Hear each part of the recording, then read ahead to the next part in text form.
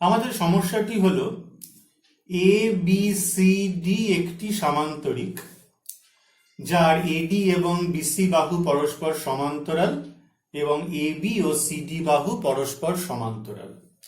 AB বাহুর মধ্যবিন্দু P এবং ডিসি বাহুর মধ্যবিন্দু কিউ। এপি সি কিউ এই যে চতুর্ভুজটি তৈরি হয়েছে এটা অবশ্যই জানি আমরা সামান্তরিক। এটা আমরা সামান্তরিক সংক্রান্ত যখন উপপাদ্য করেছিলাম তখন আমরা এটা শিখেছিলাম। এপি সি কিউ সামান্তরিক হবে। যাই হোক, এই এপি সি কিউ সামান্তরিক বা চতুর্ভুজের ক্ষেত্রফল দেখাতে বলেছে এ বি সি ডি এই সামান্তরিকের ক্ষেত্রফলের অর্ধেক। এর জন্য প্রথমে আমরা কি করব? এর জন্য আমরা এসি কর্ণটা প্রথমে টেনে নিলাম। এটা হচ্ছে আমাদের অঙ্কন, এসি কর্ণ অঙ্কন করা হলো। এইবার একটা জিনিস ভালো করে খেয়াল করো, আমরা জানি ত্রিভুজের মধ্যমা ত্রিভুজকে সমদ্বিখণ্ডিত করে।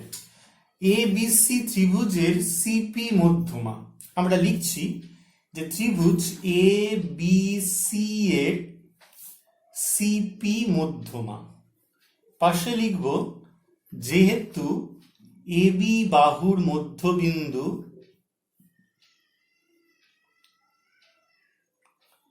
পি, তাহলে মধ্যমা ত্রিভুজকে সমদ্বিখণ্ডিত করে আমরা করেছি আগের ভিডিওতেও। তাহলে সিপি এই যে মধ্যমা এর দুপাশের যে দুটো ত্রিভুজ আছে এদের ক্ষেত্রফল সমান এবং এদের প্রত্যেকটির ক্ষেত্রফল হলো এবিসি ত্রিভুজের ক্ষেত্রফলের অর্ধেক। তাহলে আমরা এখান থেকে নিয়ে নিচ্ছি ত্রিভুজ এ সিপি বা ত্রিভুজ এ পি সি, এই ত্রিভুজটার ক্ষেত্রফল হাফ ইন্টু ত্রিভুজ এ বি সি। ঠিক আছে, এইটা 1 নম্বর দিয়ে রেখে দিচ্ছি। আবার দেখো এসিডি ত্রিভুজ লিখছি আমরা ত্রিভুজ এ সি ডি এর এ কিউ মধ্যমা, এ কিউ মধ্যমা। ঠিক আছে, পাশে কারণ কি দেব? যেহেতু আমরা বলবো সিডি বাহুর মধ্যবিন্দু, সিডি বাহুর মধ্যবিন্দু কিউ, এটা বলাই ছিল। তাহলে দেখো এই যে এ কিউ মধ্যমা তার যে দুপাশে দুটো ত্রিভুজ রয়েছে এই দুটো ত্রিভুজের ক্ষেত্রফল সমান হবে এবং তাদের প্রত্যেকের ক্ষেত্রফল এসিডি এই ত্রিভুজের ক্ষেত্রফলের অর্ধেক হবে। তাহলে আমরা এই ত্রিভুজটা নিয়ে নিচ্ছি ত্রিভুজ এ সি কিউ, এটা হচ্ছে হাফ অফ ত্রিভুজ এ সিডি, এটা হচ্ছে 2 নম্বর। আবার আমরা আরেকটা জিনিসও জানি যে সামান্তরিকের কর্ণ সামান্তরিককে সমদ্বিখণ্ডিত করে। তাহলে লিখব এ বি সি ডি সামান্তরিকের এসি কর্ণ। তাহলে আমরা এখান থেকে কি পেয়ে যাব? এই যে ত্রিভুজ এবিসি আর ত্রিভুজ এসিডি এদের ক্ষেত্রফল সমান, এটা আমাদের 3 নম্বর। সামান্তরিকের কর্ণ সামান্তরিককে সমদ্বিখণ্ডিত করে। এইবার আমাদের জানতে চায় এ পি সি কিউ চতুর্ভুজের ক্ষেত্রফল। তাহলে এই যে চতুর্ভুজের ক্ষেত্রফল এটা দুটো ত্রিভুজ নিয়ে তৈরি। এই যে চতুর্ভুজটা একটা হচ্ছে ত্রিভুজ এপিসি আর একটা ত্রিভুজ হচ্ছে এসি কিউ।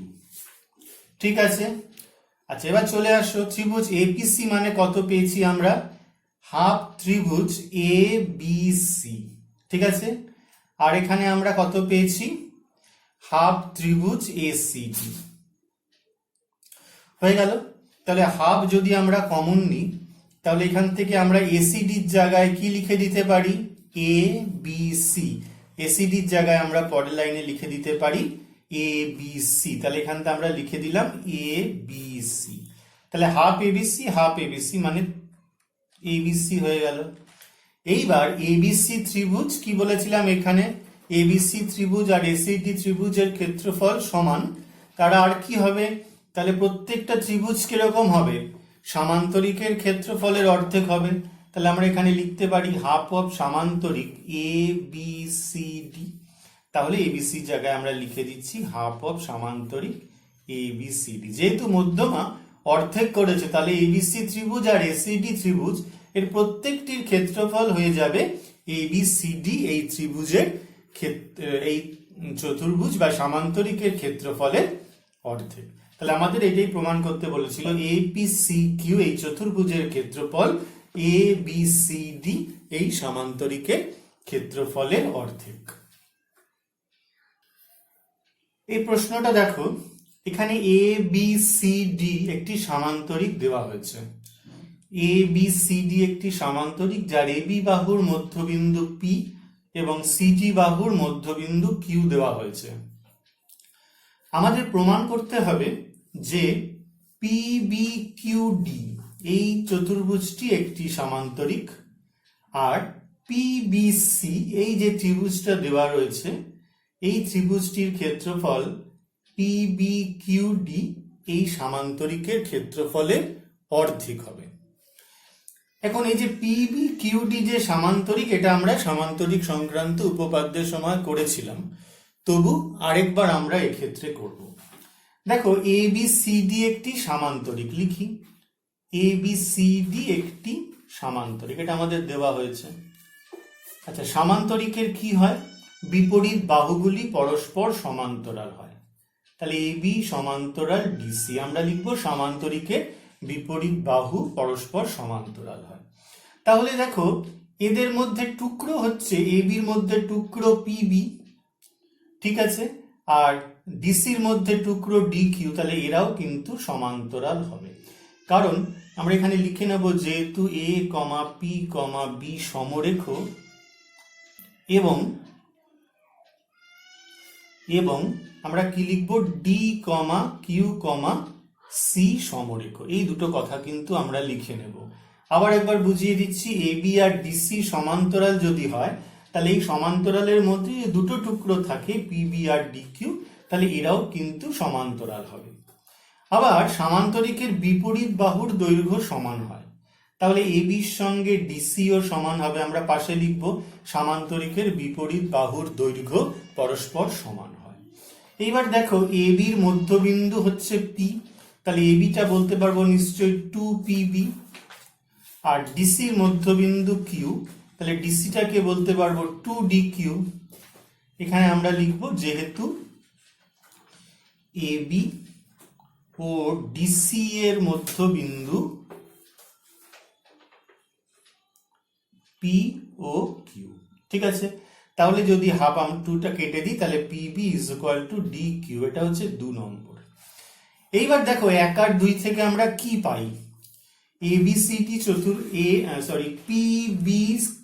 PBQD এই চতুর্ভুজের ক্ষেত্রে আমরা কি পেতে পারি দেখো তো।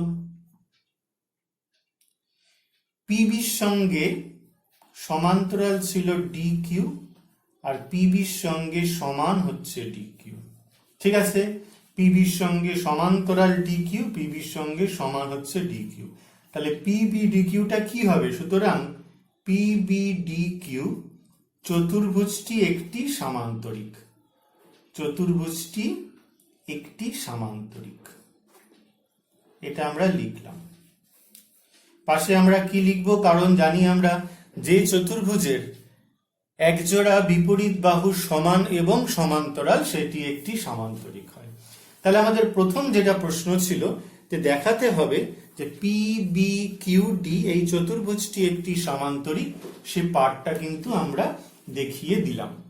এবার নেক্সট পার্ট যেটা, সেটা হচ্ছে যে এই যে ত্রিভুজ, এবার আমরা লিখি। দেখো ত্রিভুজ PBC ও সামান্তরিক PBQD এর, দেখে নাও PBQD এর একই ভূমি PB, দেখে নাও তো দুজনেরই একই ভূমি হচ্ছে PB। দেখো ভালো করে, PBC ত্রিভুজটা আর PBQD, এতে দুটোরই ভূমি কিন্তু PB, এখানেও PB এখানেও PB, তাই না? আর দেখো এরা একই সমান্তরাল যুগলের মধ্যে অবস্থিত, ঠিক আছে। এবং এরা, আমি একবারে লিখে দিচ্ছি, একই সমান্তরাল যুগল কি কি আছে বলো?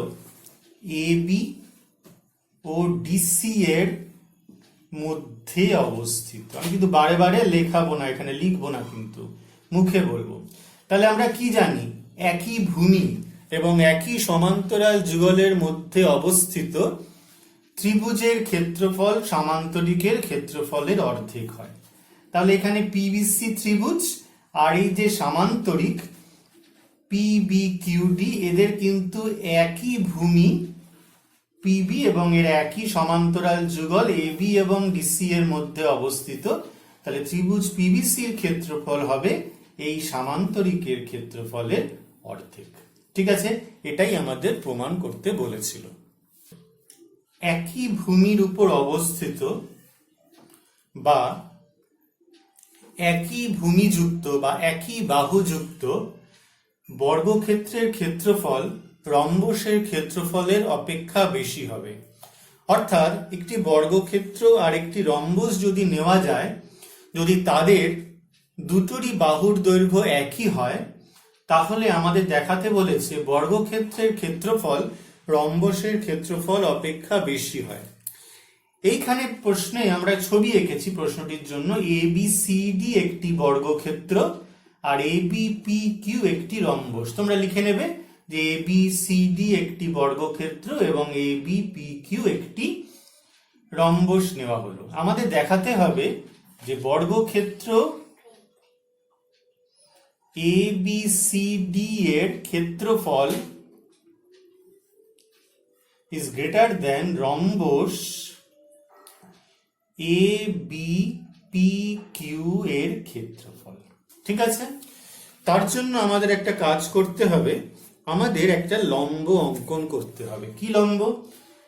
কিউ বিন্দু থেকে আমরা একটা লম্ব আঁকছি, এটা হচ্ছে মনে করা যাক টি। কিউ বিন্দু থেকে এবি এর উপর কিউটি লম্ব অঙ্কন করলাম। তাহলে স্বভাবতই বুঝতে পারছো এই লম্বটাই হচ্ছে এই রম্বসের উচ্চতা। ঠিক আছে, আমরা একটা একটা করে লিখে নিই আগে। বর্গক্ষেত্রের ক্ষেত্রফল, বর্গক্ষেত্রের ক্ষেত্রফল মানে কি হয়? বাহু স্কোয়ার। তাহলে এবি হচ্ছে যদি বাহু হয় তাহলে এবি স্কোয়ার। আর রম্বসের ক্ষেত্রফল আমরা কিন্তু শুধু জিনিসটা লিখছি, সূত্রটা কিন্তু তোমরা লিখবে। রম্বসের ক্ষেত্রফলের সূত্র কি? ভূমি ইন্টু উচ্চতা। এ নিয়ে আমরা অনেক বিস্তর আলোচনা করেছি। ভূমি ইন্টু উচ্চতা মানে একটি বাহু, সেই বাহু এবং তার বিপরীত বাহুর মধ্যে লম্ব দূরত্ব। তাহলে এক্ষেত্রে হচ্ছে এবি আর আরেকটা হচ্ছে কিউটি। ঠিক আছে, ভূমি হচ্ছে এবি, কিউটি হচ্ছে উচ্চতা। এইবার এটি একটি কি বলো, এটি একটি সমকোণী ত্রিভুজ। আমরা লিখে নিচ্ছি ত্রিভুজ কিউএটি এর angle ATQ is equal to 90 degree. তাহলে কি হয়? একটি সমকোণী ত্রিভুজের অতিভুজই বৃহত্তম হয়।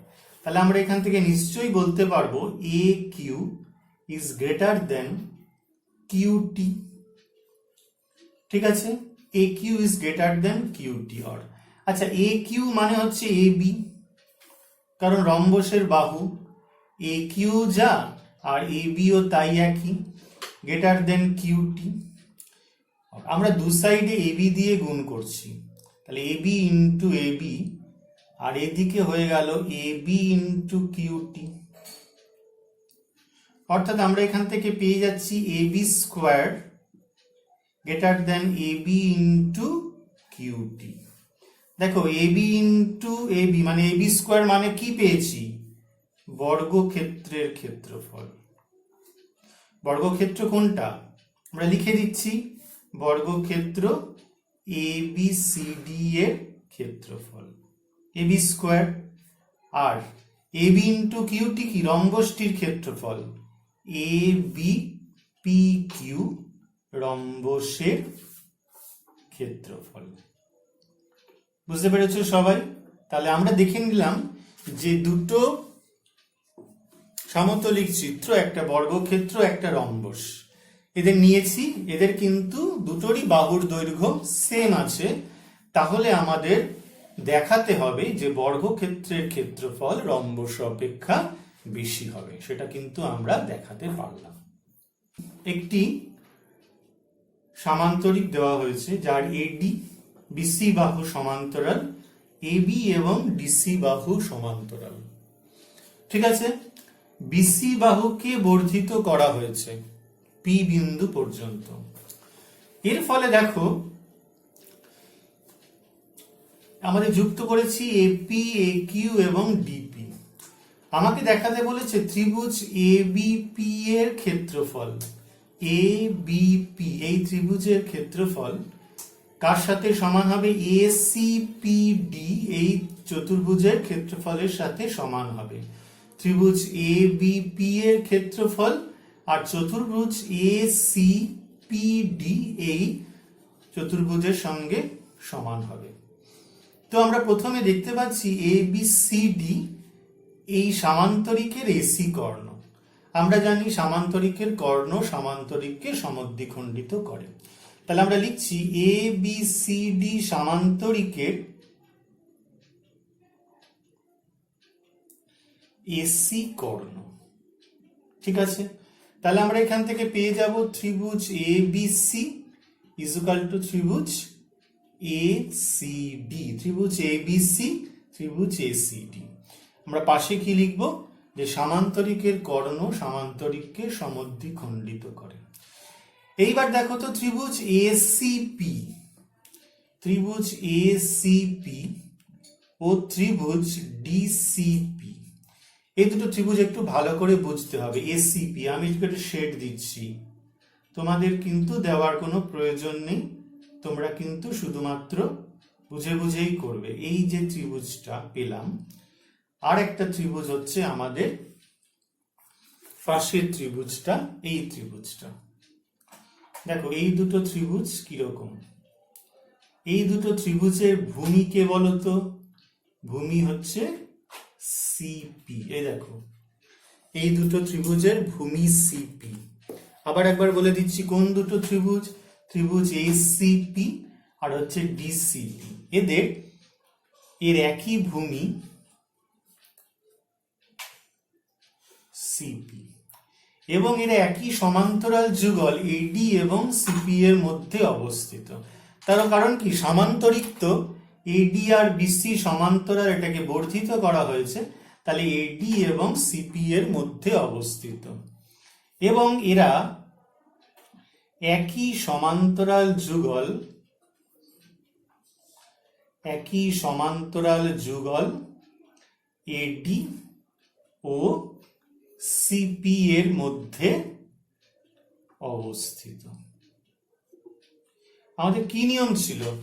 একই ভূমি এবং একই সমান্তরাল যুগলের মধ্যে অবস্থিত ত্রিভুজদের ক্ষেত্রফল সমান হয়। তাহলে আমরা নিশ্চয়ই বলতে পারবো ত্রিভুজ এসিপি ইজুকাল টু ত্রিভুজ ডিসিপি, একই ভূমি এবং একই সমান্তরাল যুগলের মধ্যে অবস্থিত। আমরা পাশে লিখব একই ভূমি এবং একই সমান্তরাল যুগলের মধ্যে অবস্থিত ত্রিভুজদের ক্ষেত্রফল সমান হয়।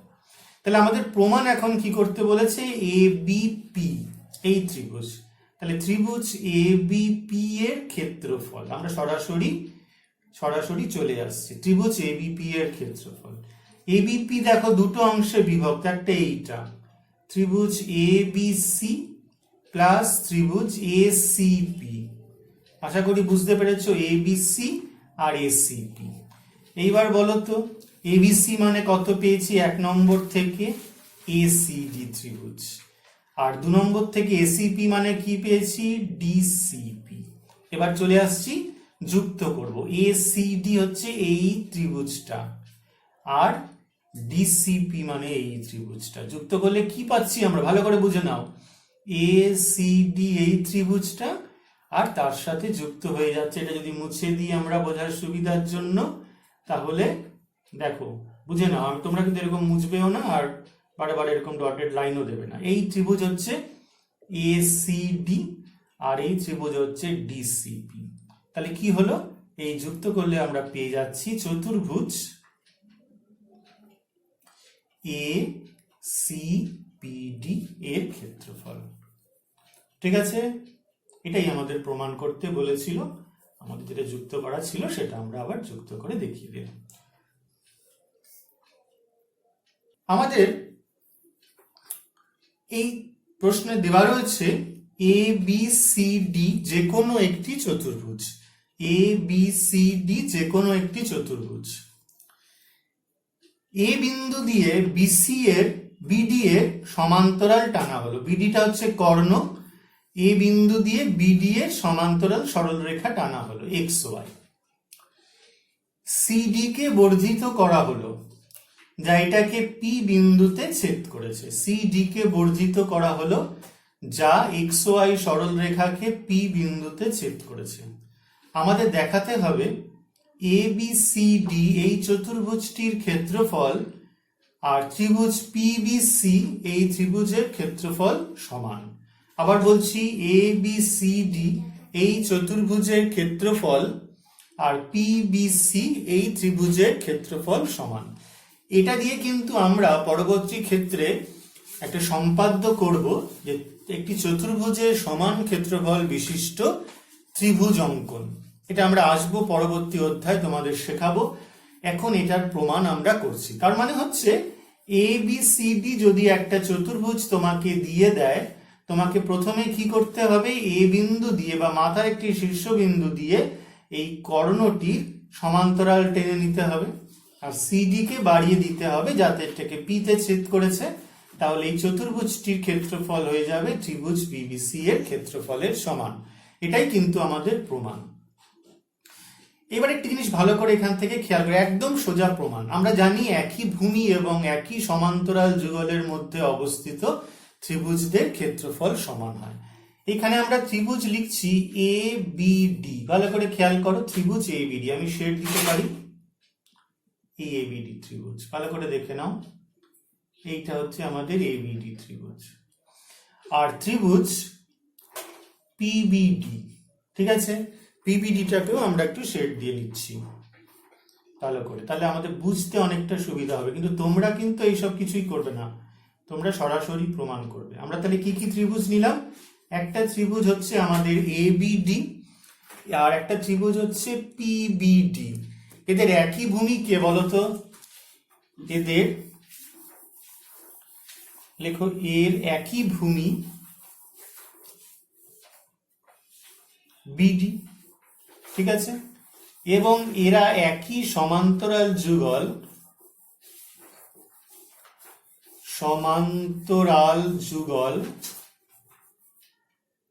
কারা বলতো? এক্স ওয়াই ও বিডি এর মধ্যে অবস্থিত, তাই তো? কারণ দেখো এক্স ওয়াই এর সঙ্গে তো বিডি সমান্তরাল দেওয়া রয়েছে, তাহলে এই দুটো ত্রিভুজ একই সমান্তরাল যুগলের মধ্যে অবস্থিত। তাহলে কি হবে? একই ভূমি এবং একই সমান্তরাল যুগলের মধ্যে অবস্থিত ত্রিভুজদের ক্ষেত্রফল সমান হয়। তাহলে আমরা এখান থেকে নিশ্চয়ই বলতে পারবো ত্রিভুজ এবিডি ও ত্রিভুজ পিবিডি এদের ক্ষেত্রফল সমান। পাশে কি লিখবো? একই ভূমি এবং একই সমান্তরাল যুগলের মধ্যে অবস্থিত ত্রিভুজগুলির ক্ষেত্রফল সমান হয়। এরপরে আমরা উভয় পক্ষে এই ত্রিভুজটা জুড়ে দিচ্ছি, ত্রিভুজ এবিডির সঙ্গে জুড়ে দিচ্ছি ত্রিভুজ বিসিডি। একদম সোজা প্রমাণ। আর এদিকে জুড়ে দিচ্ছি ওই একই জিনিস জুড়বো, না হলে তো হবে না। সমান জিনিস জুড়তে হবে দুদিকে, দুদিকে বিসিডি ত্রিভুজ জুড়েছি। এবার চলে আসছে ত্রিভুজ এবিডি প্লাস ত্রিভুজ বিসিডি। কি পাওয়া যায় এই দুটো যুক্ত করলে? চতুর্ভুজ এ বি সি ডি। বুঝতে অসুবিধা নেই, এবিডি ত্রিভুজ বিসিডি ত্রিভুজ। আর এখানে কি পিবিডির সাথে বিসিডি জুড়লে কি হয়ে যায়? ত্রিভুজ পিবিসি, তাই না? তাহলে আমাদের প্রমাণ হয়ে গেল যে এবিসিডি চতুর্ভুজটির ক্ষেত্রফল ত্রিভুজ পিবিসি এর ক্ষেত্রফলের সঙ্গে সমান। এই সমস্যাটি ভীষণ ইন্টারেস্টিং। এখানে বলেছে এবিসি একটি ত্রিভুজ যার এবি এবং এসি এর মধ্যবিন্দু ই এবং এফ। এবির মধ্যবিন্দু ই এবং এসি বাহুর মধ্যবিন্দু এফ। বিসি বাহুর উপর যে কোনো জায়গায় পি যে কোনো একটি ত্রিভুজ আছে, যে কোনো জায়গায় পি একটা বিন্দু হতে পারে, যেখানেই তুমি নাও না কেন। বলছে এই পি এফ, এই যে ত্রিভুজ চতুর্ভুজটা তৈরি হচ্ছে এইপিএফ, এই চতুর্ভুজের ক্ষেত্রফল নাকি ত্রিভুজ এবিসি এর ক্ষেত্রফলের অর্ধেক হয়ে যাবে। ঠিক আছে, এই চতুর্ভুজটির ক্ষেত্রফল ত্রিভুজ এবিসি এর ক্ষেত্রফলের অর্ধেক হয়ে যাবে।